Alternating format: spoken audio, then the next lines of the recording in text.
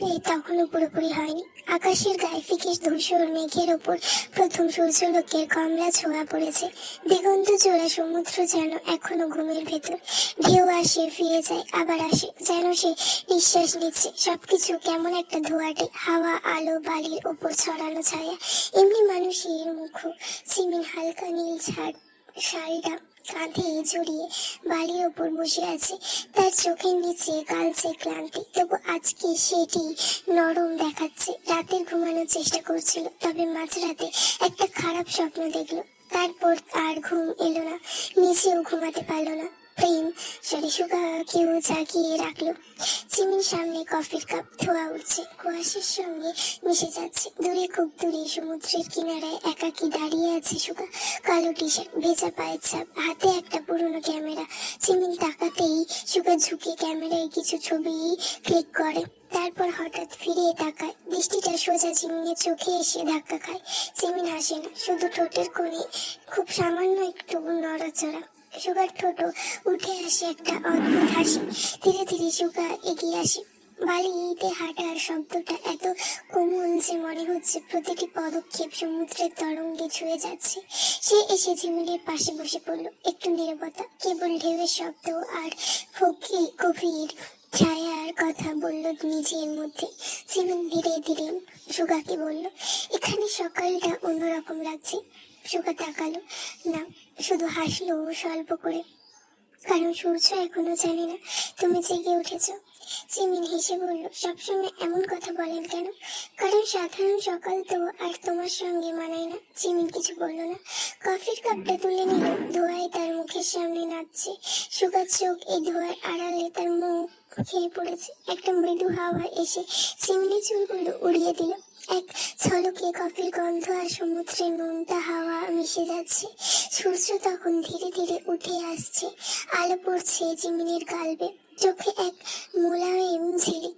সুগা সেই আলো দেখতে দেখতে বলল, তোমার মুখে সূর্যের আলো পড়তে মনে হলো আজকের সকালটা তোমার সৌন্দর্য দেখে গান গাইতে ইচ্ছে করছে। জিমিন হাসলো, আপনি আবারও কমপ্লিট হয়ে গেছে।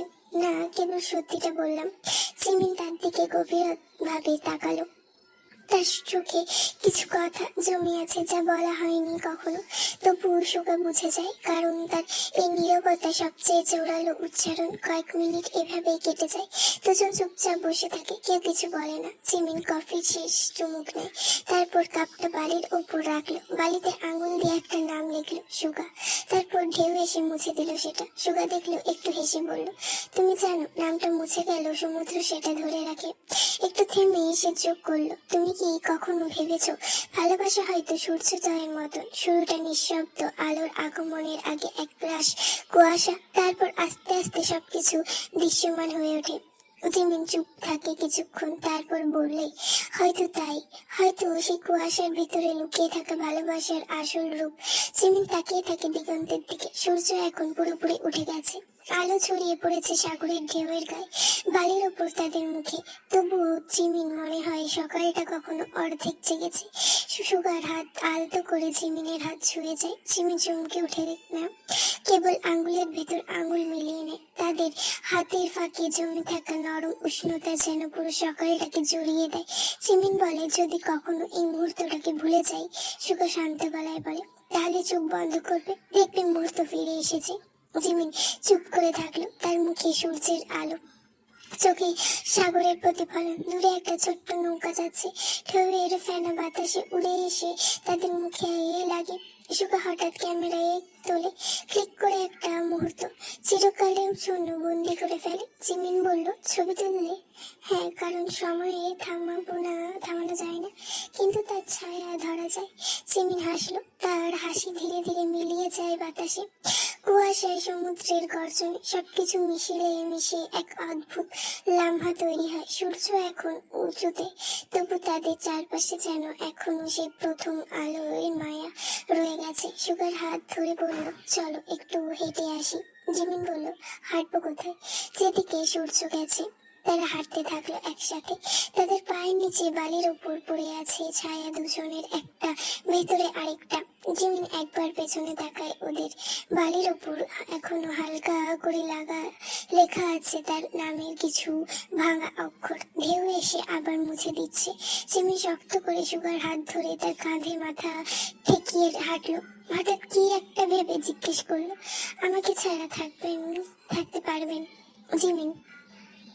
সুগা জিমিনের কপালে চুমু দিয়ে কোন গানের স্বরে বলল, কঠিন। তোমাকে ছাড়া একদিন কাটানো, এক রাত বাড়াও 2 হাত, হয়ে যাও আজ বাধাবিহীন। সকাল শেষ হয়ে দুপুর গড়িয়ে এসেছে।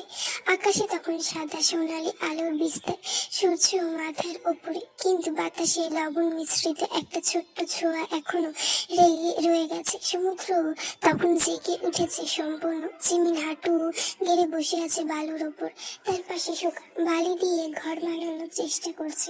জিমিন হাসছে, আপনি তো পুরো বাচ্চা। সুগা চোখ না তুলে বলল, না, আমি তোমার ভবিষ্যৎ বাচ্চার বাবা। জিমিন হেসে ফেললো, তার হাতের মুঠোয় ভেজা বালু সেতো সুগার মাথায় ছুড়ে দিল। সুগা অবাক হয়ে চুল থেকে বালু ঝাড়তে ঝাড়তে বলে, ওহ, যুদ্ধ চাও তুমি? বুঝেছি, হ্যাঁ, এখন যুদ্ধ। সুগার মুঠো ভর্তি করে বালি নিতেই জিমিন দৌড় দিল। সুগা তার পেছনে ছুটতে ছুটতে বলল, এবার ধরতে পারলে ফেরার সময় দাদার বংশধর নিয়ে ফিরবো রে জিমিনের বাচ্চা। ধরে তো দেখান মিস্টার হাইব্রিড করলা। শালির ঘরের বউ, থাম। জিমিন থামলো না, দৌড়াতে দৌড়াতে পেছন ফিরল, তারপর গতি আরো বাড়িয়ে খিলখিলিয়ে উঠল।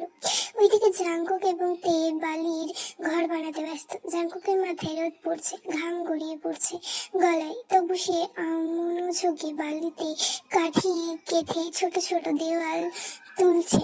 জিমিন একদিকে নারকেল পাতা এনে সাজাচ্ছে তাদের বালির ঘর। সে হেসে বলে, এই ঘরে আমি থাকতে পারি যদি পাশে তুমি থাকো। চাঙ্কুক চুপচাপ হাসি থামিয়ে তাকায় তের দিকে, তার চোখে সোনালি আলো। রোদ পড়ে তার গালের পাশে একরাশ আলোর রেখা তৈরি হয়েছে। চাঙ্কুক ধীরে বলে, তাহলে ঘরটা ভাঙতে দেব না। শিমলা বলে, ঢেউ তো তবু আসবে, আসুক, আমি আবার বানাবো।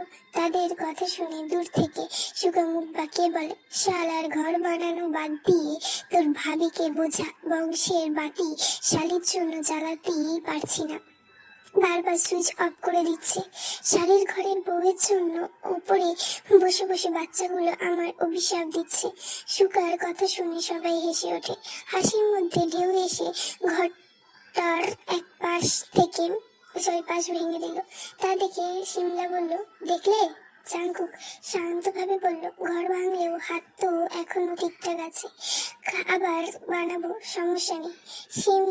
তে মৃদু এসে মাথা নিচু করে বলল, তুমি ঘর বানাও, ঘর ভর্তি তোমার বাচ্চার মানুষ করার দায়িত্ব আমার। সেই কথা শুনে দূরে দাঁড়িয়ে থাকা জিমিনকে শুভ মুখ বাঁকিয়ে বলল, জিমিন, পা ধোয়া লিকুইড খেয়ে কিছু শিখ শালের বউ। জিমিন মুখ পাকিয়ে পুনরায় একটা দৌড় দিল। অভ্র আর আয়েশা একটু দূরে দাঁড়িয়ে, দুজনেই পানিতে, একবারে অল্প পানিতে, হাঁটুতে তারা মৃদু কিনারায় সেই চলে। বাতাসে আয়েশার চুল উঠছে, সমুদ্রের ফেনা তার হাঁটুর কাছে লেগে আছে। অভ্র হাত ছুড়িয়ে দেয়, বলে, ভয় লাগছে না? সমুদ্রের ভয় নেই, কিন্তু তোমার চুপ থাকা ভয় পাই। অভ্র কিছু বলল না, দূরে তাকিয়ে থাকে ঢেউয়ের দিকে, যেখানে সূর্যের আলো ভেঙে চিকচিক করছে। তারপর ধীরে বলে, চুপ থাকলে যদি তোমার চোখে আমার কথা শোনা যায়, তাহলে আর কিছু বলার দরকার কি? আয়েশা তার হাত চেপে ধরল। তাদের চারপাশে নোনা জল উঠছে, গাংচিল উঠছে মাথার উপর দিয়ে। আয়েশা অভ্রের দিকে তাকিয়ে বলল, অনেক ভালোবাসি তোমায়, তাহলে আরো 4টা বিয়ে করতে দাও, প্রমাণ চাই আমার। আয়েশা রেগে মেগে একবার সে কথা শুনে খেপা কণ্ঠে বলল, সরকার বাচ্চা তোর খাবারে থু দেবে, লুঙ্গি তেলা পোকা ছাড়বো, রাতে বাথরুমে শোয়াবো, এই খরণে মাপ চাইবো, আর ভুলভাল কথা মুখ থেকে বের হবে না। অভ্রের কথা শুনে পাশ থেকে ফারাজ বলল, ছোট লোক মানুষের সঙ্গে ছোট লোকই কারবারি হবে, দাঁড়া ভাই, এবার ঝামেলার সঙ্গে তোর একটা সেটিং করিয়ে ছাড়বো। ভাই পেছনে আমার গুলি মারেন বন্দুক ঢুকিয়ে, তাও এইসব বইলেন না। ফারাজ মুখ পাকিয়ে চিত্রার কাছে চলে গেল। ফারাজের চোখে সানগ্লাস, শরীরে সমুদ্রের জল টলমল করছে। সে খালি গায়ে সমুদ্রের জলে নেমেছে। চারপাশে কত মেয়ে মানুষ ফারাজের শরীরের দিকে তাকিয়ে আছে। চিত্রার রাগ হচ্ছে খুব। বেহায়া মেয়ে লোক বিবাহিত পুরুষের দিকে নজর দেয়, মন্দ চায় জলে চুবিয়ে মারতে সবগুলোকে। এই হয়েছে, অনেক ভিজেছে, উঠে পড়ুন এইবার। আরে আগুন সুন্দরী, এখনো আবার সুরক্ষা বস্ত্র ভিজেনি, আর তুমি বলছো উঠে আসতে? আর ভিজানোর দরকার নেই, উঠুন। মেয়ে মানুষ আপনাকে ন্যাংটা দেখে জ্বালা মেটাচ্ছে, হা করে তাকিয়ে আছে। এবার দেখতে খুব ভালো লাগছে। কোন শালী নজর দেয়? ওরা কি জানে না দুনিয়ার সব নারীর আব্বা আমি? আমি খালি আমার বউয়ের স্বামী। বউয়ের তো স্বামী হবেন, নানা তো আর হবেন না। এখন ঢংলা করে উঠে আসুন। ফারাজ উঠে এসে চিত্রার সামনে এসে দাঁড়িয়ে বলল, চলো রুমে যাই, গরম গরম লাগছে। গরম লাগলে কি করি আমি জানো না? ছি, আপনি এত মানুষের সামনে এসব কি বলছেন? ফারাজ অসহায়ের মতো তাকালো চিত্রার দিকে, বলল, গরম লাগলে এসির বাতাস খাই, সেটাই বলেছি। উফ, ওইটা আমিও না। আবুলে নাতনি যা গিয়ে সমুদ্রের নোনা জল নিয়ে কালা মাইনটাই পরিষ্কার করে সাদা বানিয়ে আয়। রাতে সমুদ্রের নিজস্ব ভাষা আছে। দিনের চিৎকার থেমে গেলে, যখন ঢেউয়ের গর্জন আর বাতাসের গুঞ্জন একমাত্র শব্দ হয়ে থাকে, তখন সমুদ্র ধীরে ধীরে নিজের গল্প বলতে শুরু করে। রাতের কক্সবাজার আজ থেমে আছে শুধুই চিমিন আর শুকার জন্য। চাঁদের আলো নেমে এসেছে সমুদ্রের জলে। ঢেউয়ের মাথায় রূপালি ফেনা ঝিকঝিক করছে তাদের চোখের প্রতিচ্ছবির মতো। সমুদ্র তটে সাজানো এক ছোট কাঠের ঢেউ, তার চারপাশে ফুল মালা আর সারি সারি মোমবাতির নজর আলো জল জল করছে। বাতাসে মিশে আছে সমুদ্রের নোনা ভাব আর সাদা লিলির সুবাস। চিমিন ধীরে ধীরে হেঁটে আছে, তার নরম সাদা পোশাকে বাতাসের দোল করছে। প্রিমরোজ ফুলের জুয়েলারিতে তাকে লাগছে দারুণ। মনটা যদিও খারাপ, কারণ চিত্রা সহ বাকিরা চলে গেছে। তারাও আর 1-2 দিন থেকে চলে যাবে। সুন্দর সময় কত জলদি ফুরিয়ে যায়, তাই না? ঠিক তখনই টেবিলের উপরে পাশে দাঁড়িয়ে থেকে সুগা তার দিকে তাকায়। সুগার চোখ জিমিনের ওপর থেকে সরছে না। জিমিনকে কোনো অংশে ডিজনি প্রিন্সেসের থেকে কম লাগছে না। জিমিন সুগার দিকে তাকায়। সাদা শার্টের ওপর হালকা ধূসর ব্লেজার, হাতের ঘড়িতে কেমন যেন একটা চাঁদের আলো পড়ে চিকচিক করছে। তার বাদামি রঙের ফক্স আইল গুলো নেশালো হওয়ার মতন দৃষ্টিপাত করছে জিমিনের ওপর। জিমিন তাকিয়ে থাকে। কিছু বলার আগে তার ঠোঁটের কোণে একটা নরম হাসি জমে যায়। সুগার চেয়ার টেনে বলল, মাই লেডি। জিমিন হেসে বলল, বাতাসে মনের শিখা কেঁপে উঠছে। জিমিন হেসে বসলো। টেবিলে সামুদ্রিক খাবার, হালকা সালাদ আর এক ছোড়া ওয়াইন গ্লাস। কোনো অতিরিক্ত নেই, শুধু আন্তরিকতা, যেমন তাদের ভালোবাসা। জিমিন বলল, এই জায়গাটা স্বপ্নের মতো। সুগা মৃদু হাসলো। স্বপ্ন না হলে ভালোবাসা কেমন? কেমন? জিমিন সুগাকে খাবার সার্ভ করতেই বলল, এখন তুমি পেট ভরে খাবে, তারপর আমার পালা। মানে কিছু না, খাও। আপনি খাবেন না? খাওয়ার জন্যই তো এত আয়োজন। ঢেউয়ের ছন্দে ডিনার এগিয়ে চলল। পাশের দুজন লোক ভায়োলিন বাজাচ্ছে। চারপাশে সাজানো হয়েছে হলুদ বাতি দিয়ে। কি সুন্দর লাগছে। ডিনার শেষে সুগা উঠে দাঁড়ায়। দূরে বাড়ির উপর রাখা একটা ছোট্ট পিয়ানো, চারপাশে গোলাপের পাপড়ি ছড়ানো, তার পাশে সারি সারি মোমবাতি। সে জিমিনের দিকে তাকিয়ে বলল, আজ তোমার জন্য কিছু বাজাবো। জিমিন হালকা অবাক হয়ে হাসে। তুমি পিয়ানো বাজাও? সুগা বলল, এই তো এমনি এমনি শেখা। সে পিয়ানোর সামনে বসলো, আঙুল ছোয়ালো পিয়ানোতে। সমুদ্রের গর্জনের মাঝখানে ভেসে উঠল সুর, নরম ধীর, ভালোবাসার ভেজা একটা মেলোডি। জিমিন সাদা গাউনটা অত্যাধিক লম্বা হওয়ায় বাতাসে সব কেমন যেন উড়ছে। জিমিন পেছন থেকে সুগার কাঁধে একটা হাত রাখলো। চুপচাপ দাঁড়িয়ে শুনলো সেই সুর। তার চোখে মোমের আলো ঝিকমিক করছে। মাঝে মাঝে বাতাসে তার চুল উড়ে এসে সুগার মুখে ছোঁয়া যাচ্ছে। সেই সঙ্গে সুরটা ধীরে ধীরে মিশে যাচ্ছে ঢেউয়ের আওয়াজে। রাত আরো গম্ভীর হয়। সুর থেমে গেলে জিমিন সুগা ধীরে ধীরে উঠে আসে, তার হাত বাড়িয়ে দেয়। নাচবে? জিমিন হেসে বলল, সুর তো শেষ। সুগা মাথা নাড়ালো, না, এখন শুরু। পেছনে বাজতেই শুরু করলো নরম জ্যাজ। স্যাক্সোফোনের হালকা ঝঙ্কার সমুদ্রের ছন্দে মিশে গেল। জিমিন তার বুকের কাছে এসে দাঁড়ায়, সুগা তার কোমরে হাত রাখে। মোমবাতির আলোয় চোখের তলায় ঢেউ ছন্দে দুজনের ছায়া বালির ওপর তুলে ওঠে। জিমিনের মাথা ঢেকে থাকে সুগার কাঁধে, সুগার ঠোঁট ছোঁয়ায় তার চুলে। বাতাসে শুধু একটাই সুর, তা হচ্ছে ভালোবাসা। ঢেউ এসে আলতো ছুঁয়ে যায় তাদের পা, মোমের আলো কেঁপে ওঠে তাদের বুকের পাশে। সমুদ্রের গর্জন বাতাসে চিমনে চুল উড়ে এসে সুগার মুখে লাগে। সুগা মৃদু হেসে বলল, তোমার চুলও কি সমুদ্রের গন্ধে লেগে আছে বিটার হার্ট? জিমিন তাকিয়ে থাকে কিছুক্ষণ, তারপর হেসে বলল, গন্ধটা আমার নয়, তোমার তীব্র স্পর্শের। আজ তোমাকে কিছু বলতে ইচ্ছে করছে। বলুন। থামছেন কেন? জানো, এই সমুদ্রটাকে কতবার দেখেছি, মনে হয় ও আমার মতনই, বাইরে শান্ত কিন্তু ভেতরে তোলপাড়। তাহলে আমি কি তুমি সেই ঢেউ যে আমার প্রতিদিন ছুঁয়ে যায় আবার ফুরিয়ে যায়? জিমিন সমুদ্রের ঢেউয়ের দিকে তাকায়। ফুরিয়ে গেলে আর থাকি কেমন করে?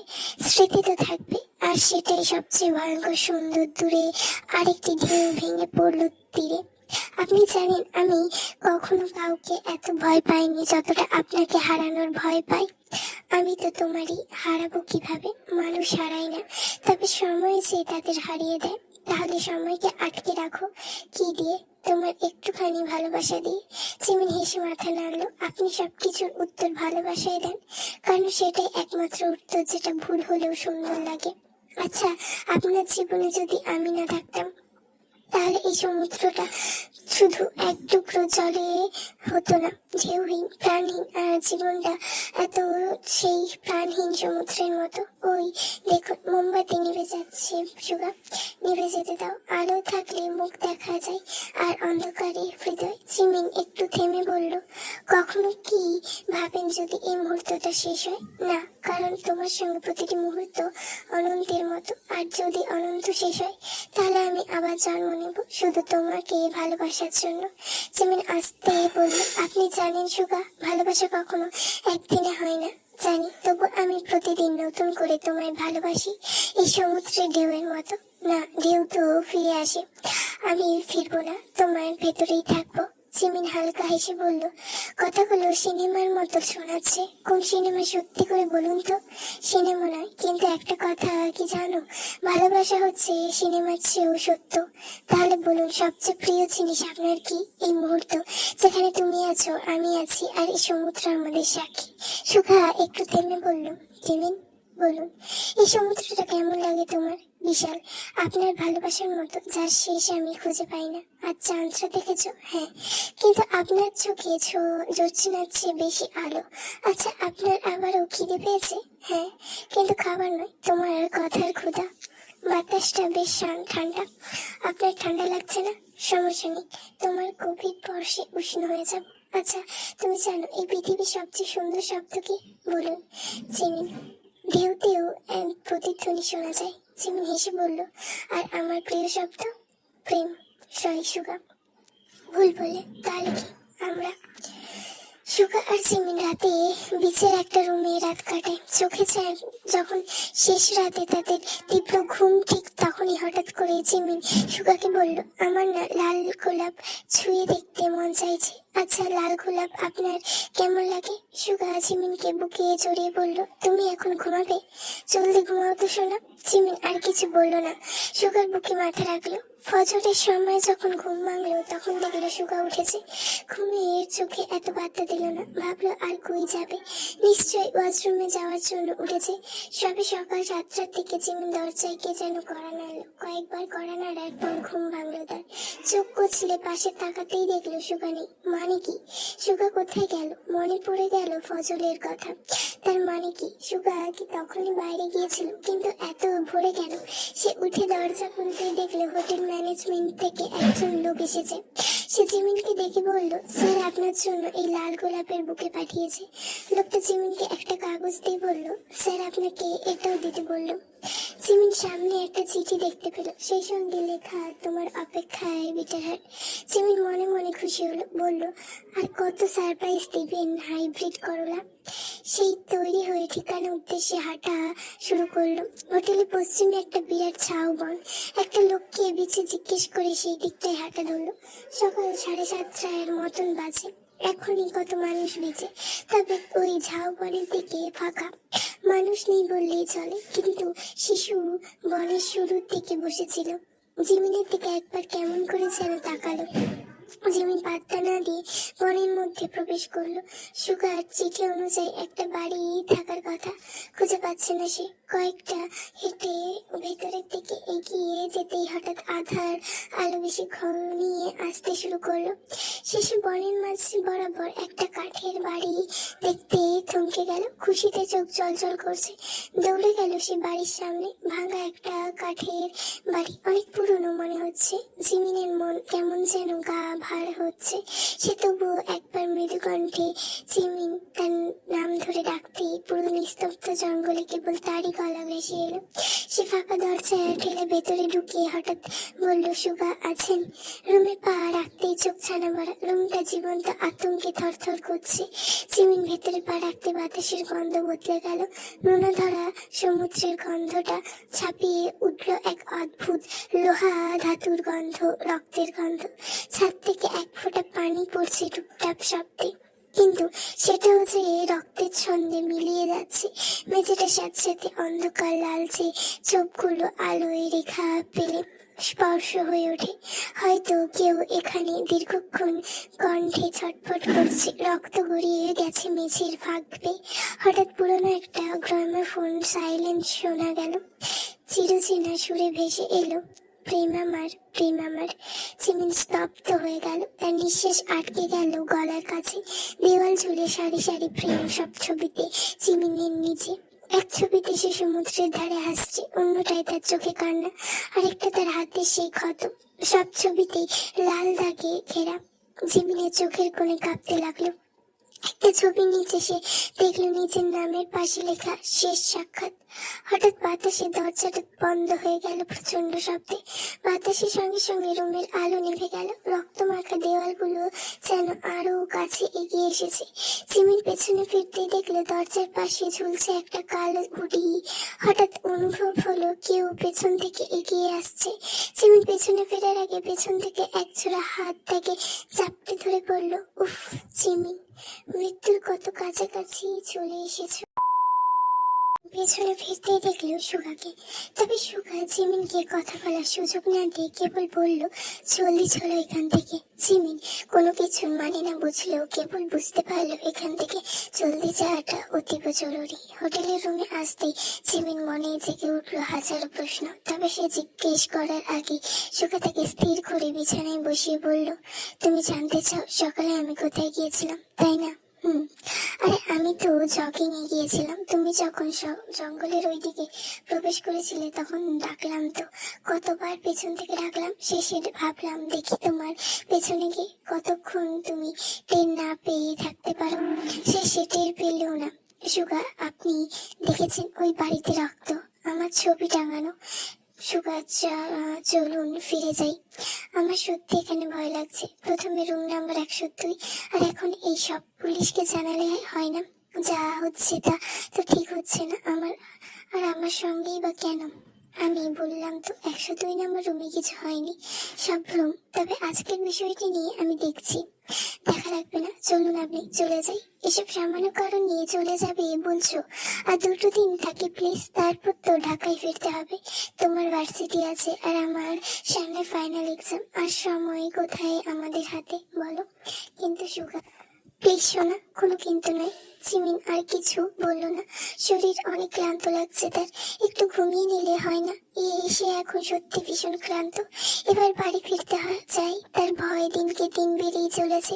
এবার সে একটু নিস্তার চাই। কেন তার সঙ্গে এসব হচ্ছে? এই কালো হুডি পরা লোকটিকে সমুদ্র পাড়েও সে এক এখন একই হুডি পরা একজন মানুষকে কয়েকবার দেখেছে। লোকটা অদ্ভুত ভাবে তার দিকে দেখা হলে তাকিয়ে থাকতো। আচ্ছা, দুটো মানুষ এক নয় কি? ওই হুডি পরা লোকটি তাকে বিশ্বাসঘাতক বলে আখ্যায়িত করেছিল। আচ্ছা, এই নামে ডাকার কারণ কি? যুবরাজকে ফেলে ঢাকায় আসার পর তো এসব হয়নি, হয়েছে বিয়ের পর, কক্সবাজার আসার পর। আচ্ছা, খবর সেই সিরিয়াল কিলারের বিষয়ে এসে শুনেছিল। সেই কিলারের সঙ্গে কি ওই হুডি পরা লোকের কোনো সম্পর্ক আছে কি? মাথাটা একবার গুলিয়ে যাচ্ছে। এদিকে হাতের ব্যথা এখনো সারেনি। শেষে সুগা তাকে একটা ঘুমের ওষুধ খাইয়ে তার পাশে কিছুক্ষণ বসে থাকে। দুপুরে ঘুম থেকে উঠে ঘরে হোটেলের সময় কেটে যায় চিমিনির। আর সে একসঙ্গে থাকার জন্য অন্য কারোর দরকার পড়ে না। চাঙ্কুক আর সুগা বাইক নিয়ে একটু বের হয়েছে। বিকেলের দিকে ব্যালকনিতে বসে হাওয়ার গায়ে লাগিয়ে ফোনে মুখ গুজিয়ে চিমিন বসেছিল। হঠাৎ একটা নাম্বার থেকে ফোন এলো। ডেলিভারি ম্যানেজের ফোন। কিন্তু চিমিন তো কোনো পার্সেল অর্ডার করেনি। আর ঘুরতে আসার পর সে কিছু অর্ডারও করেনি।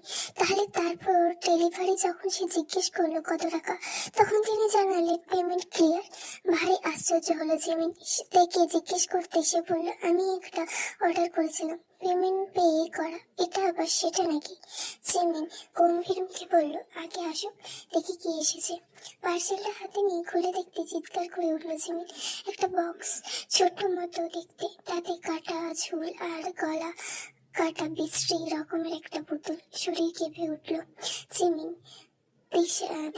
জলদি জিমিনের সামনে এসে বক্সটা সরিয়ে নিয়ে তাকে রুমে নিয়ে গেল। পানি খাইয়ে বলল, এবার শরীর ঠিক লাগছে। জিমিন আপনা কান্না করে উঠল। ভীষণ ভয় করছে তার। তার হাত পা অসাড় হয়ে আসছে। সে কাঁদতে কাঁদতে বলল, তুই সুগাকে কল কর, আমি আর এক মুহূর্ত এখানে থাকবো না। এখানে আমি আমার মরণ দেখতে পাচ্ছি। কোনো মতে জিমিনকে সামনে সুগাকে কল করলো। খুব একটা সময় লাগলো না সুগার রুমে ফিরতে। শেষ সারাটা সন্ধ্যা সুগাকে নিজের বুকে আঁকড়ে রেখেছে হয়তো জিমিন। মেয়েটা ছাড়ছিলই না, কেবল ঘড়ির বাড়ি যাওয়ার জন্য বায়না করছিল। তবে সুগা কত ধরনের কথা বলে বুঝিয়ে আরেকটু সময় থেকে গেলে কিছু হবে না। রাত তখন 10টার মতো বাজে। জিমিন এখন অনেকটা স্বাভাবিক। সুগা টেলিফোন করে খাবারটা রুমে পাঠিয়ে দেয়, তার ব্যবস্থা করতে উঠে পড়ে। টেলিফোন তুলে কল দিতে এমন সময় তার ফোনে একটা কল আসে। স্ক্রিনে নাম্বারটা দেখা মাত্র গলার শব্দ নিচু হয়ে যায়। সে উকি মেরে একবার বেডরুমের দিকে তাকায়। জিমিন বোধহয় ঘুমিয়ে গেছে। টেলিফোন জায়গায় রেখে নিজের ফোনটা পকেট থেকে বের করে রিসিভ করলো। ওপাশে কেউ একজন গম্ভীর স্বরে কথা বলেই যাচ্ছে।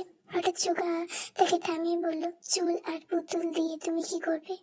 মরার শখ তোমারও হয়েছে নাকি? না, ওইসব তোমাকে দেওয়া যাবে না। তবে তুমি চাইলে কিন্তু আমি এর থেকেও বেটার কোয়ালিটির গুলো তোমার ঠিকানায় পাঠাবো। ফোন রাখলাম, সব সাবধান। জানি তো, দেয়ালে একবার ছবি লেগে যে রহস্য সঙ্গে মৃত্যু নিশ্চিত। বলে ফোনটা কেটে পেছনে ফিরতে দেখলো জিমি তার দিকে তাকিয়ে আছে। সুগা কিছুটা অবাক হলো। তত্ত্বমত কি বললো, শোনা, তুমি ঘুমাওনি? আমি আরো ভাবলাম ঘুমিয়ে গেছো।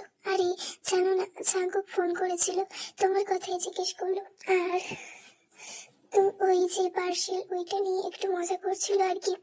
জিমিন অবাক না হয়ে বলল, ক্ষুধা পেয়েছে, একটু জলদি খাবার পাঠাতে বলুন। সুগা মুচকে এসে বলল, তুমি রুমে যাও, আমি বলে আসছি। রাতে জিমিনকে বুকে ছড়িয়ে চোখ বুঝলো সুগা। তবে জিমিন যে ঘুম আসছে না, আসবে কি করে? সুগার কথাগুলো তখন মোটেও স্বাভাবিক লাগেনি। তাছাড়া অন্য সময় হলে সুগা জিমিনের কোনো কথা ফেলে না, আর সেখানে তার সঙ্গে এত বড় বড় বিষয় ঘটে যাচ্ছে, তবুও সুগা ধরে বেঁধে এখানেই থাকতে চাইছে। রাত বাড়ে, বৃষ্টির শব্দ থেমে যায়। কোথাও একটা জানলা কিঞ্চিত খোলা, তার ফাঁক দিয়ে ঢুকছে নোনা বাতাসের হালকা গন্ধ। জিমিন চোখ আধ খোলা আধ বোঝা। সে মনে করে সুগার হাত এখনো তার কাঁধে, কিন্তু ধীরে ধীরে অজান্তেই চোখ লেগে যায়। হঠাৎ একটা শব্দে তার ঘুম ভাঙে। ঠিক বোঝে না শব্দটা কিসের। রুমে ঘন অন্ধকার, সিলিং ফ্যানের মৃদু ঘূর্ণন ছাড়া কিছুই শোনা যায় না। এসিটা রাতে বন্ধ করে শুয়েছিল মনে আছে। জিমিন হাত বাড়ায়, পাশের জায়গাটা ছুঁয়ে দেখে ঠান্ডা, একদম ঠান্ডা। কারণ যে সুগা নেই, তার বুকের ভেতরটা ধীরে ধীরে জমে যায় বরফের মতো। সে নিঃশব্দে চুপসে যায়। পর্দার ফাঁক দিয়ে বাইরে থেকে একটা ক্ষীণ আলো পড়ছে। জিমিন দরজার কাছে এগিয়ে থামে। দরজার নিচে দেখা যাচ্ছে হালকা নড়াচড়া কারো ছায়া যাচ্ছে মনে হয়। একটা খটখট শব্দ, হ্যান্ডেল নরম, দরজা খুললো, তারপর নিস্তব্ধতা। জিমিন বুক ধড়ফড় করে ওঠে। সুগা এত রাতে এসে কোথায় যাচ্ছে? সে চপল ভাবে দরজায় অল্প ফাঁক করে বাইরে উকি দেয়। হোটেলের করিডোর নিঃসার হলুদ আলো জ্বলছে, বাতাসে পুরনো ডিটারজেন্ট আর আর্দ্র কাঠের গন্ধ। আলোয় লম্বা ছায়া পড়ছে দেওয়ালে। জিমি নিঃশব্দে বেরিয়ে পড়ল। কক্সবাজারে আসার পর সুগার এমন পরিবর্তন সম্ভবত ইদানিং হুটহাট সে হাওয়া হচ্ছে, এমন না জানিয়ে যায় না কোথাও সে। আজকে সব প্রশ্নের জবাব চাই। এখানে কিছু তো একটা হচ্ছে, তবে কি হচ্ছে তা জানতে হবে এবার। আর রহস্য মেনে নেওয়া যাচ্ছে না। জিমিনের পায়ে জুতা নেই, তার খালি পায়ের কারণে কার্পেটের উপর পায়ের শব্দ হয় না, তবে মনে হচ্ছে পদক্ষেপগুলো খুব জোরে প্রতিধ্বনি তুলছে তার বুকের ভেতর। করিডোরের মোড়ে এসে আচমকা থেমে গেল সে। ওই তো সামনেই সুগা এগিয়ে যাচ্ছে সামনের দিকে, পরনে একটা কালো হুডি, অন্য হাতে ফোন। সে ফোনের দিকে তাকিয়ে আছে, কিন্তু স্ক্রিন জ্বলছে না। কারোর ফোনের অপেক্ষায় বুঝি। জিমিন 1 পা 2 পা 3 পা চুপচাপ তার পেছনে এগোয়, কিন্তু হঠাৎ বামে বাঁক নিতেই সুগা যেন হাওয়ার মতো মিলিয়ে গেল। জিমিন থেমে দাঁড়ায়। চারপাশ কেবল বাতি চিম ধরা আলো, কোনো শব্দ নেই। কিন্তু তখনই ঠিক করে একটা শব্দ হলো, একই সঙ্গে সব আলো নিভে গেল। অন্ধকারে জিমিন নিঃশ্বাস আটকে যায়। সে পেছনে ফিরে যেতে চায়, কিন্তু কিছু দেখতে পায় না। এমন অন্ধকার যে নিজের হাত ও চোখের সামনে অদৃশ্য। তার হৃদস্পন্দন কানে কটকট করে বাজছে। সে ধীরে ধীরে পেছাতে শুরু করে। হঠাৎ কেউ একজন জোরে পেছন থেকে তার মুখ চেপে ধরে। ঠান্ডা ভেজা শক্ত সেই হাতে স্পর্শ। জিমিন যেতে পারে না। চোখের সামনে ঘন অন্ধকার নড়ে ওঠে, যেন অন্ধকারে একটা অংশ তার গায়ে লেপ্টে গেছে। তার নিঃশ্বাস ছটফট করে বেরিয়ে আসে নাক দিয়ে। হঠাৎ সেই শীতল হাতের মালিক তার কাঁধের কাছে ঠোঁট নিয়ে ঠাসালো। ফ্যাস ফ্যাস শব্দ করে হেসে বলে, হ্যালো সুইটহার্ট, বিরিয়ানি খাবে? মানুষের মাংসের বিরিয়ানি। আমার প্রাক্তনের না খুব পছন্দ এই মাংসের বিরিয়ানি। আজকে আবার সে আবদার করেছে। কি করে ফেলি বলো? আচ্ছা তুমি দেখতে থাকো আমি রান্না করি কি করে। লোকটি হেসে জিমিনকে পুনরায় উপর নিচ পরখ করে বলল, এই শোনো, তোমার শরীরে কোনো অংশের মাংস বেশি সুস্বাদু বলো তো? আগে ভাগে ভেবে চিনতে রাখতে হবে না, কারণ এরপর তো তোমার জবাই দেবো। সুগা একদম চুপ। গলার সাউন্ড আমার কান অব্দি যেন ভুলেও না আসে। ভেবো না একটু হয়ে কুড়িয়ে পেটে যাবে। ওই যে রান্নার হাড়ি দেখছো না, ওটা তোমার অপেক্ষায়। তুমি প্রস্তুত তো? জিমিন জ্ঞান ফিরতে মাথায় ব্যথা অনুভব করলো সে। মনে হচ্ছে দীর্ঘ অন্ধকারের ভিতর থেকে কেউ তাকে টেনে তুলছে। মাথার ভেতরটা ভারী লাগছে, কপালের পাশ দিয়ে ঠান্ডা কিছু বয়ে পড়ছে। ঘাম না রক্ত বোঝা দেয়। চোখ খুলতেই এক ঝলক আধো আলো তার দৃষ্টি ছুঁয়ে যায়, তারপর আবার কারো ছায়ায় ঘূর্ণিতে ডুবে যায় সবকিছু। চারপাশটা নিস্তব্ধ, কিন্তু সে নিস্তব্ধতার মধ্যে এক বিকট শব্দ ক্রমে স্পষ্ট হয়ে ওঠে। মাংস কাটার শব্দ, একেবারে ধীর গতিতে যন্ত্রণাদায়ক ছন্দে ধাতব ঘর্ষণ চলছে। তারপর আবার এক চাপা চটকার আওয়াজ। জিমিনের গায়ে কাঁটা দিয়ে ওঠে। শিরদাঁড়ার ভেতর দিয়ে শীতল স্রোত বইতে থাকে। জিমিন নড়তে চায়, কিন্তু শরীরে যে নিজেই কারাগারে বন্দি। হাত পা শক্ত করে বাঁধা, মুখে মোটা কার্পড় গোছা, চোখও কোনো কিছু দিয়ে বেঁধে রাখা। সে কেবল অনুভব করতে পারছে পায়ের নিচে ঠান্ডা সিমেন্টের মেঝে। বাতাসের গন্ধে এক অদ্ভুত মিশ্রণ। সবচেয়ে বেশি সেই গন্ধটা নাকে লাগছে, তা হচ্ছে রক্তের কটু গন্ধ। জিমিনের নিঃশ্বাস ভারী হয়ে আসে। শব্দটা এখন আরো কাছে, ক্যাচ ক্যাচ করে মাংস কাটার শব্দ। জিমিন চেষ্টা করে মনে করতে সে কি ঘটেছিল। সে সুগাকেই খুঁজছিল। হোটেলের করিডোরের মোড়ে আলো নিভে গিয়েছে। তারপর একটা অন্ধকার, একটা চাপা গন্ধ। গন্ধ।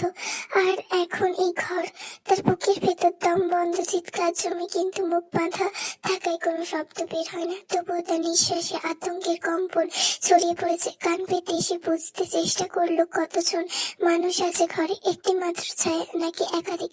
ঠিক তখনই দূরে কোনো দরজা আস্তে কিঞ্চিৎ খোলে, এক ফালি আলো ভিতরে ঢুকে। আলোতে ধরা পড়ে ঝুলে থাকা অচেনা একটা ছায়া, যা মানুষও হতে পারে, আবার নিছক মাংসের অবশিষ্ট টুকরো হতে পারে।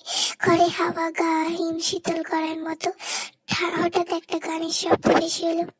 তুমি ছাড়া আজ একা এই মন স্বপ্নের লাশঘর, ভেঙে যাওয়া এই বুকের পাঁচর ধুধু মোর প্রান্তর। তুমি ছাড়া আজ একা এই মন স্বপ্নের লাশঘর, ভেঙে যাওয়া এই বুকের পাঁচর ধুধু মোর প্রান্তর। তবু প্রেম এসে ভালোবেসে আজ দেখা দিয়ে যায়। যেই ছুতে যাই আমি হাত বাড়াই, কেন দূরে সরে যাই। প্রেম আমার, ও প্রেম আমার। দম বন্ধ করা অপেক্ষার শেষে সে বিকট শব্দ আর রক্ত মাংসের কুটু গন্ধে যখন চিমিনির মস্তিষ্ক অসাড় হয়ে আসছে, ঠিক তখনই তার কানে ভেসে এলো এক ধীর সতর্ক পদশব্দ। প্রতিটি পদক্ষেপ যেন সিমেন্টের মেঝেতে নয়, তার চিমিনির হৃৎপিণ্ডে তন্ত্রীকে আঘাত হাঁটছে। শব্দটার কাছে এলো, এসে থেমে গেলে ঠিক তার শিরার কাছে। অন্ধকারের মধ্যে দিয়েও জিমিন অনুভব করতে পারলো সে ছায়ামূর্তির উপস্থিতি, তার নিঃশ্বাসের অদ্ভুত ছন্দ, এক প্রকার অচ্ছাকর উত্তাপ যা গায়ে গলিয়ে দিচ্ছে। পর মুহূর্তেই জিমিনের চোখে বাঁধনে আলতো করেছে টান পড়লো। সেই টানটা যতটা না শারীরিক ভাবে, তার চেয়ে শতগুণ বেশি ছিল মানসিক। বাঁধন খোলার সঙ্গে সঙ্গে দীর্ঘদিনের অভ্যস্ত অন্ধকারের উপর হঠাৎ যেন এক ঝলক হলুদ রগাটে আলোয় ঝাঁপিয়ে পড়লো। চোখ ধাঁধিয়ে গেল জিমিনের, পলক ফেলতে কষ্ট হলো, কিন্তু আতঙ্কের বসে চোখ বন্ধ করতে পারল না। আধো খোলা চোখ দিয়ে সে দেখতে পেল ঘরের এক কোণে পুরানো একটি কালের গান ঢুকছে, আর সেই যন্ত্রটি থেকে বেশি আসছে এক অতি পরিচিত অথচ এই মুহূর্তে পৃথিবীর সবচেয়ে ভয়ঙ্কর সুর, কুণাল গঞ্জনাওয়ালা কণ্ঠে, প্রেম আমার, আমি তোমার। আলোটা তখনও যথেষ্ট নয়। চিমিনির সামনে দাঁড়ানো মূর্তিটির দিকে চোখ পড়তে সে কেঁপে উঠল। লম্বা কালো একটি হুডি এবং মুখে কালো একটি মাস্ক, শুধু দুটো চোখের অংশ ফাঁকা, যেখানে দুটি ঠান্ডা দীপ্তিহীন চোখ তাকে নিরক্ষীয় করছে। সেই দৃষ্টিতে নেই কোনো আবেগ, নেই কোনো ঘৃণা, আছে শুধু এক হিংস্র শীতল কৌতূহল। মাস্ক পরিহিত সেই লোকটা নিচু হতে চিমিনির মুখে বাঁধনটা আলতো করে খুলে দিল। তীব্র কণ্ঠে ফোলা ঠোঁট দুটো ফাঁক হতে চিমিন টেনে একটা অসহায় গঙ্গানি বার করলো, কিন্তু আতঙ্কে তার ভয়ে স্বর বের হলো না। আহ, তুমি জেগে আছো? হুডির আড়ালে থেকে ভেসে এলো একটি শান্ত কিন্তু অত্যন্ত বিকৃত কণ্ঠস্বর। কেমন লাগছে তোমার? অন্ধকার থেকে আলোর দিকে যাত্রা, চিমিনের চোখ দিয়ে আকুতি জানালো, কিন্তু লোকটা তখনও অদ্ভুত খেলায় মত্ত। সে টেবিল থেকে একটি ছোট ছুরি তুলে নিল, আর সেই ছুরিটা জিমিনের কপালে ঠিক উপরে আলতো করে স্পর্শ করলো। হিম শীতল ধাতুর স্পর্শ জিমিনের শরীর কেঁপে উঠলো। খুঁজেছিল তাকে, তাই না? প্রেম সুগাকে। তখন দেখো সুগা কি দিতে পারে তোমাকে। হুডি পরা লোকটা জিমিনের হাত ও পায়ের বাঁধন সামান্য আলগা করলো, ঠিক ততটুকুই যাতে জিমিন সামান্য নড়তে পারে, কিন্তু হাতে না পারে। এতক্ষণ সে তার হাতের সে ধারালো ছুরি দিয়ে জিমিনের গায়ের জামা উপর অন্তত ধীর গতিতে চালালো। প্রতিটা টান জিমিনের চামড়ার উপর দিয়ে ছোঁয়ালো ইস্পাত এমন ভাবে চলে যাচ্ছিল যাতে রক্ত না বেরিয়ে আসে, কিন্তু স্নায়ুগুলো আর্তনাদ করে ওঠে। কামড়ার কাছাকাছি যখন ছুরি পৌঁছায়, তখন জিমিন যন্ত্রণায় গোখরাতে থাকে। তার শরীরটা ধনুকের মতো বেঁকে যায়। লোকটা এক হাতে জিমিনের চুল মুঠো ধরে টেনে রাখে, যাতে সে নড়তে না পারে। এই যে স্পন্দন, এই যে কম্পন। লোকটা ফিসফিস করে বলল, এটাই জীবন। এই তীব্র যন্ত্রণাই তো প্রমাণ করে যে তুমি এখনো বেঁচে আছো। ভয় পাচ্ছ, ভালো, ভয় পাও। ভয় পেলে রক্ত গরম হয়, আর রক্ত স্বাদ অনেক বেশি। এই ভীষণ খেলার মধ্যে লোকটি আচমকা তার দৃষ্টি ঘুরিয়ে দিল ঘরের অন্য প্রান্তের দিকে।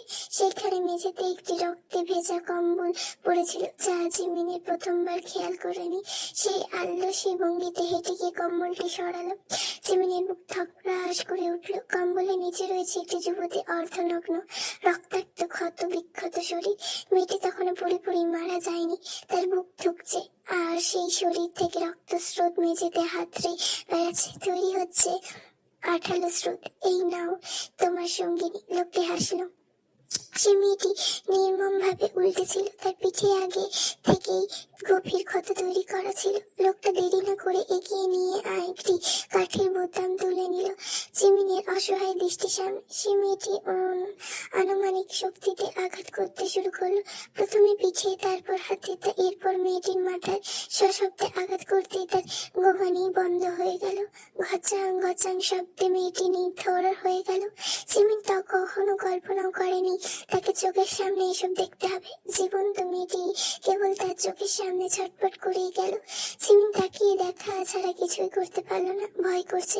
পুরো জীবনে যে ভয় পায়নি, যতটুকু ভয় পাওয়া বাদ দিয়ে আজ সব পাচ্ছে। লোকটি আবার জিমিনের দিকে তাকিয়ে বলল, বিরিয়ানি খাবে? মাংসের বিরিয়ানি। আমার প্রাক্তনের না খুব পছন্দ এই মাংসের বিরিয়ানি। আজকে আবার সে আবদার করছে। কি করে ফেলি বলো? আচ্ছা তুমি দেখতে থাকো, আমি রান্না করি কি করে।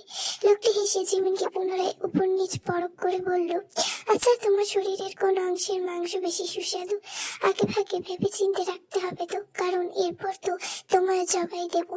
সুগা একদম চুপ। গলার সাউন্ড আর কান অব্দি যেন ভুলেও না আসে। ভেবো না টুকরো হয়ে কুকুরের পাতে যাবে। ওই যে রান্নার হাঁড়ি দেখছো, ওটা তোমার অপেক্ষায়। তুমি প্রস্তুত তো? কথা শেষ সে পুনরায় মেয়েটির শরীরে ছুরি চালানোর চাচা হাতে মেয়েটির নিথর দেহের ওপর ঝাঁপিয়ে পড়লো। হিংস্র বন্য উল্লাসে সে মাংস কাটার সে শব্দ তৈরি করছে। শুরু কর, চ্যাক চ্যাক শব্দ। ইস, ধাতব ঘর্ষণ, হাড় ভেঙে মাংস আলদা হওয়ায় সে বিভৎস আওয়াজটা কি ভয়ানক। রক্ত আর মাংসের টুকরোগুলো চারপাশে ছিটকে পড়ছে। কাজ শেষ করে সে ঘরে এক কোণ থেকে একটি বড় ডেকচি আর একটি গ্লাস স্টোভ টেনে এনে স্টোভ জ্বালালো। ডেকচির মধ্যে জল আর মশলা ঢেলে ফুটতে দিল। সেই মেয়েটি দেহ থেকে মাংসের টুকরোগুলো অত্যন্ত দ্রুত গতিতে আলাদা করে সে ফুটন্ত ডেকচির মধ্যে ছুঁড়ে মারতে থাকে। মাংসগুলো গরম জলে পড়তে ছ্যাঁচ করে এক তীব্র শব্দ হয়, আর তার সাথে মিশে হলুদ মশলা ঝাঁঝালো গন্ধ। জিমিনের মাথা ঘুরতে শুরু করে। রক্তমাখা মাংসগুলো চুলায় দিয়ে দিল। তাও মানুষের মাংস। বুকের কাছ থেকে মাংস আলাদা করে রান্না করা হচ্ছে। মেয়েটির রুহ বোধ হয় পাশেই পড়ে আর্তনাদ করছে। নিজের অপরাধ কি জানার আগেই হয়তো মরণ হয়েছে। লাশের চোখ খোলা। জিমিন সেই চোখে চোখ রাখতে হঠাৎ লোকটি পেছন ঘুরে বলল, আর কিছুক্ষণ অপেক্ষা জিমিন, সুখ্রানে তোমার চেতনা ফিরে আসবে। তুমিও প্রস্তুত হও, তোমার পালাও খুব শীঘ্রই আসছে। সেই বিকট দৃশ্য দেখে চোখ সরাতে পারল না। তার মস্তিষ্কের প্রতি শিরায় রক্ত জমাট বেঁধে যাচ্ছে। তার মুখে তখনও কোনো শব্দ নেই, কিন্তু তার চোখ থেকে জলধারা গড়িয়ে পড়ছে, যা ভয়ের চরম। ব্যক্তিগত রক্তের তীব্র কটু গন্ধ, ফুটন্ত মশলা আর মাংসের সেদ্ধ হওয়ার ঝাঁঝালো বাষ্পে ঘরের বাতাস ভারী হয়ে উঠেছে। দেখছি বেশি থেকে বেশি আসা সেই ছ্যাঁত ছ্যাঁত আওয়াজ এক বই বিভৎস নৈবিকতার মতন কাজে বাজছে। লোকটা অস্বস্তি চিত্তে ডেকচি ঢাকনা দিল, আঁচটা একদম কমিয়ে দিল, যাতে মাংসটা তাপে সেদ্ধ হতে থাকে। তারপর আলস্যে ভঙ্গিতে হাড়ি থেকে হাত সরিয়ে ধীরে ধীরে জিমিনের দিকে এগিয়ে এলো। তার হাতে লেগে থাকা রক্ত তখনও টাটকা। সেই রক্তমাখা হাত দিয়ে সে জিমিনের কপালে ঘাম আর চোখের জল আলতো করে মুছে দিল। সেই স্পর্শে জিমিনের সমস্ত শরীর যেন বিদ্যুতের মতো কেঁপে উঠল, কিন্তু সে আর এক বিন্দু শক্তি পেল না নড়তে, না গোঙাতে। তার সমস্ত স্নায়ু হিমশীতল আতঙ্কে নিথর হয়ে গেছে। কেমন লাগছে জিমিন? লোকটা ফিসফিস করে বলল। সে কণ্ঠস্বর স্বাভাবিক, যা এই পরিবেশের সাথে বিন্দু মাত্র মানানসই নয়। সে হাঁটু গেড়ে বসলো জিমিনের ঠিক মুখোমুখি। ঘরের অন্ধকারে তার দীপ্তিহীন চোখ দৃষ্টি জিমিনের চোখ অনুসরণ করছে। আমার প্রাক্তনের জন্য বিরিয়ানি রান্না করছি, সে খুব বেশি খুশি হবে। জিমিন পাথরের মতো পড়ে রইল। কেবল তার চোখ দুটি জীবন্ত, সেই চোখে জমে থাকা তীব্র ভয়, ঘৃণা আর অসহায়তা। জিমিন এখনো লোকটার মুখোশের আড়ালে লুকায়ে তো চেহারা দেখতে পায়নি। সে কে এই লোক? এত চেনা লাগছে কেন? এই চোখ, এই ভঙ্গিনা। লোকটা জিমিনের দিকে ঝুঁকে ফিসফিস করে বলল, শোনো, আজ আমি তোমাকে একটা গল্প বলবো। আমার আর তার গল্প। গল্পের নাম দিতে পারো নামহীন গল্প। জীবনে প্রথম দেখা যাকে মন আকৃষ্ট করেছিল তার নাম ছিল তিথি মায়েরা। 7 বছরের সম্পর্ক ছিল আমাদের। 7 বছর সে আমায় কত স্বপ্ন দেখিয়েছে জানো? কতবার বললাম চলো বিয়ে করে ফেলি। সে আমার বেকারত্ব আমায় ছাড়াই কারণ বানালো। আমি সময়ে চেয়েছিলাম, ছাত্র হিসেবে বরাবরের মতো মেধাবী ছিলাম। দেখো, আমার সবই আছে, তবে সে চেয়েছিল সব যেন আমার একার থাকুক। তিথিকে বোঝাতে পারিনি তুমি আমার পাশে থাকলে একদিন আমার নিজের কামাই করা টাকায় সে বোকামের বাড়ির মতো বাড়ি হবে। সে বোঝেনি, সে একটুও বোঝেনি। কতবার বললাম বিয়ে করতে, সে সময় চাইলো, অজুহাত দেখালো। আচ্ছা জিমিন, আমার হাত দেখো, এই হাতে স্পর্শ তিথির সর্বাঙ্গে এখনো মিশে আছে। এই স্পর্শ যে কেমন করে ভুলে গেল, কেমন করে 7 বছরের পেছনে ফেলে তার স্বপ্নকে খাটিয়ে ছাপিয়ে বউ সেজে অন্য ঘরে চলে গেল। কেমন করে পারলো অন্যের বউ হতে, অন্য পুরুষের পরশে কাতর হতে? বলো জিমিন, সে চলে যাওয়ার পর আমার কি অবস্থা হয়েছিল তা কি সে জানে? জানতে চেয়েছে। সে চলে যাওয়ার পর মানসিক ভাবে ঠিক থাকতে পারিনি। কি করলে মানসিক শান্তি পাবো বুঝতে পারছিলাম না। আজও মনে আছে, ঘটনাটা বেশি দিনের ছিল না, আবারও কমও নয়। রাতের বেলা নেশা করে গলি দিয়ে যাচ্ছিলাম, সামনে একটা বিয়ে বাড়ির চোখে পড়লো। বউকে গাড়িতে তুলে বিদায় দেওয়ার পর চলছিল সবার কি কান্নাকাটি। হঠাৎ কোথা থেকে যেন একটা ছেলে পিঠ থেকে চিৎকার করে এগিয়ে এলো। আমি চলে যাচ্ছিলাম, হঠাৎ সে চিৎকারে থেমে যায়। ভাবলাম কি না কি হলো। একটু সামনে এগোতেই হাহাকার শোনা গেল। তিথির বিয়ের দিন আমি এইভাবে হাহাকার করছিলাম। এক মুহূর্তে নিজেকে সেই ছেলের মধ্যে দেখতে পেলাম। পরিস্থিতি বুঝতে আমার সময় লাগেনি। মেয়েটি ওই ছেলের সঙ্গে সম্পর্ক ছিল। ছেলেকে শেষ পর্যন্ত এসে ধোকা দিয়ে মেয়েটি অন্যের হয়ে যায়। সেদিন সারা রাত ঘুমাতে পারিনি। কত কি ভাবি। পরদিন ওই ছেলের খোঁজ নিয়ে তার বাড়ি যাই দেখা করতে। জানতে পারি রাতেই নাকি সে আত্মহত্যা করেছে। সে লড়াই করতে পারেনি, হেরে গেছে ভালোবাসার কাছে। আর সেই থেকেই ঠিক করলাম মেয়েটিও অধিকার সেই নেই বেঁচে থাকার। বিশ্বাসঘাতকদের বেঁচে থাকার কোনো মানেই হয় না। এভাবে শুরু হয় আমার ওই বিশ্বাসঘাতকের নাম মুছে ফেলার কার্যক্রম। যারা ছলনাময়ী, যারা অজুহাত দিয়ে সম্পর্ক নষ্ট করে, যারা এক পুরুষের জীবন নষ্ট করে অন্য পুরুষের সঙ্গে সুখ খুঁজতে যায়, তারা সুখের যোগ্যতা রাখে না। জিমিন, মনে আছে তুমি কি করেছিলে? যুবরাজের বউ হওয়ার কথা ছিল তোমার, তাকে ধোকা দিয়ে পুরান ঢাকায় আসনি। ইয়নো দেওয়ানকে বিয়ের স্বপ্ন দেখিয়ে নেওয়াজ বাড়ির বউ হওনি। ধোকা দিয়েছো তো, তোমার শাস্তি যে মৃত্যু হবে না। তুমি ভাবছো কি করে? একজনকে নয়, দুজনকে ধোকা দিয়েছো। এই যে বদ্ধ ঘরটা দেখছো, এখান থেকে পালানোর পথ নেই। এখানে মরতে তুমি, কঠোর মৃত্যু হবে তোমার। আচ্ছা ভেবে দেখো তা এটা কেমন মৃত্যু হতে পারে, যেখানে তোমার দাফন হবে না, কাফন পাবে না, পরিবেশে মাটির দেহে মিশে যাবে না মাটিতে। লোকটা হাসলো। যে হেসে জিমিনের মুখে পুরানো টেপ লাগিয়ে দিয়ে মুখ থেকে মাস্ক খুলে ফেললো। এবার জিমিন চোখ দুটো বিস্ময়ে বের হয়ে যাওয়ার উপক্রম, তবে মুখ দিয়ে কথা বের হওয়ার যে পথ নেই। হঠাৎ লোকটা পেছনে তাকায়। ওপাশে আরেকটা রুমের দরজা খোলার শব্দ হয়। জিমিন সেই শব্দ অনুসরণ করে দৃষ্টি ফেলে সেদিকে। লোকটি দরজার সামনে দাঁড়িয়ে থাকা মেয়েটির দিকে তাকিয়ে হেসে বলে, ঘুম ভাঙলো তবে? ক্ষুধা পেয়েছে নিশ্চয়ই, এখানে এসে বসো, আমি খাবার দিচ্ছি। মেয়েটি জিমিনের দিকে তাকালো, এরপর লোকটিকে বলল, ওর মাংসের বিরিয়ানি ছাড়া খাবো না, তুমি খাও। মুহূর্তে কেমন যেন চোখ মুখ আধার হয়ে গেল। সে উঠে দাঁড়িয়ে মুহূর্তেই ধারালো ছুরি হাতে নিয়ে বলল, এক্ষুনি খাবার রান্না করে দিচ্ছি, তুমি মন খারাপ করো না, তুমি রাগ করে চলে যেও না কোথাও, একটু অপেক্ষা করো। সে তৎক্ষণাৎ জিমিনের সামনে এসে হাঁটু গেড়ে বসে পড়ল, বলল, ওই দেখো, ওটা আমার দিদি সুন্দরী যা। সে জিমিনের চুলে হাত বুলিয়ে বলল, তোমার চুল অনেক সুন্দর। আমার তিথির সঙ্গে আমার প্রথম যেদিন দেখা হয়েছিল সেদিন আমি তাকে আমার একজোড়া পুতুল উপহার দিই, একটা বর একটা বউ। কিন্তু জানো, তিথি সেই দিন বিয়ে হয়ে যাবে আর তার আগের দিন সে আমায় ওই পুতুল ফেরত দেয়। আমাদের মাঝে অনেক রাগারাগি হয়, এক পর্যায়ে সে পুতুলগুলোকে ছুঁড়ে ফেলে, পানি সেল কোম্পানির থেকে মুখ ছিঁড়িয়ে ফেলে, চুল কেটে ছিঁড়ে ফেলে।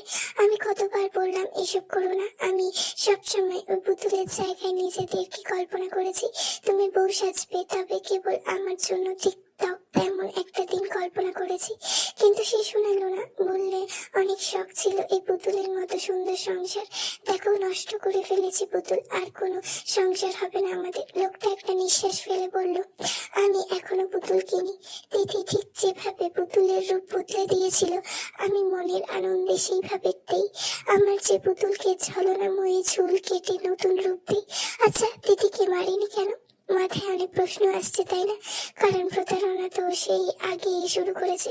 জানা নেই আমার কেন মারতে পারিনি, আজও তা জানি না, হয়তো অনেক বেশি ভালোবাসি বলে। জানো, তিথি আমাকে বলেছিল যদি তাকে আমি বিশ্বাসঘাতক নারী ঠিক তারা এই মতো নারীদের মাংস এনে বিরিয়ানি রান্না করে দিই, তাহলে সে বারবার আমার কাছে ফিরে আসবে, নাহলে সে রাগ করে চলে যাবে আর আসবে না। তার আর আমার মাঝে মাংসের বিরিয়ানি চুক্তি হয়েছে, আমি চুক্তিবদ্ধ। চুক্তি ভাঙলে দিদি আর আসবে না, আর তাকে ছাড়া আমি কি করে বাঁচবো বলো? কি করে? লোকটি চিমড়ে চোখের সামনে ছুরি ধরতে বাঁচার চেষ্টা হচ্ছে, বিলুপ হয়ে যাচ্ছে। চোখের সামনে সুগার সঙ্গে কাটানো ভালো মুহূর্তগুলো ভেসে ওঠে, চোখ আপনা আপনি বন্ধ হয়ে আসে, দুধারে দাঁড়িয়ে পড়ে জল, মস্তিষ্কে কেবল একটা গান ঘুরি বা খায়। তবু প্রেম এসে ভালোবেসে আজও দেখা দিয়ে যায়, যেই ছুটে যাই আমি হাত বাড়াই, কেন দূরে সরে যাই? প্রেম আমার, ও প্রেম আমার। লোকটি ছুরির আগা চোখে ছোঁয়াতে যাবে তার আগে দরজা খুলে যায় রুমের। পরপর কিছু লোকজন রুমে ঢুকতে লোকটি সেদিকে তাকায়, আতঙ্কিত। জিমিনের চোখ দুটো ততক্ষণে বাঁচার শেষ আশা খুঁজে পেয়েছে। লোকগুলো দরজা ঠেলে ভেতরে প্রবেশ করতেই কালো হুডি পরিহিত লোকটি তাদের দিকে তাকায়, বাঁকা হেসে বলে, এই অব্দি তাহলে চলে এসেছো ইন্টেলিজেন্ট অফিসার, এবার খেলা শুরু। যদি ভালো লেগে থাকে তাহলে like, comment, share and subscribe. যদি কোনো ভুল ত্রুটি হয় ক্ষমাশূন্য দৃষ্টিতে দেখবেন, আর ভুল হলে সেটা আমাকে একটু ধরিয়ে দেওয়ার চেষ্টা করবেন। আর like, comment, share and subscribe please. তোমাদের এইটুকুনি ভালোবাসাই আমার দরকার।